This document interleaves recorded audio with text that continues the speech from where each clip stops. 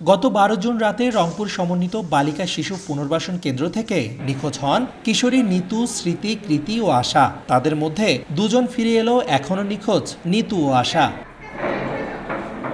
ফিরে আসা কিশোরী স্মৃতি আক্তারের অভিযোগ, পালিয়ে রক্ষা পেলেও গণমাধ্যমে কথা বলায় পুনরায় তার চুল কেটে দেওয়া হয় কেন্দ্রেই। সেদিন রাতে পালিয়ে আসছে, আসার পরে আমি তুলি না, ওদেরকে বলি তুমি যাও, শেখ রাসেলে থাকো। বলে তুমি মা জানো না এখানে অনেক ঘটনা। আমি বললাম শুনবো না কোনো কথা।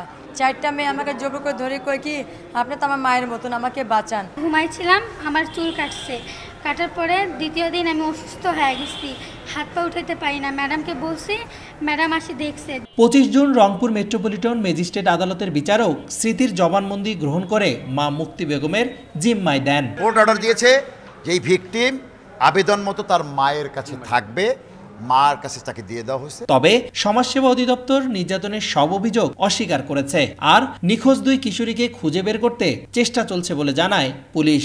এটা সম্পূর্ণ মিথ্যা।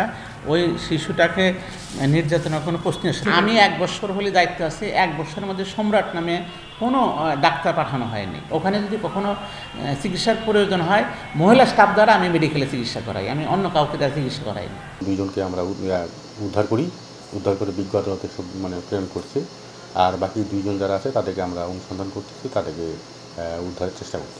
এদিকে নিখোঁজ দুই কিশোরীকে উদ্ধার ও দায়ীদের বিচারের দাবিতে রংপুরে মানববন্ধন সহ বিভিন্ন কর্মসূচি পালন করেন স্থানীয়রা।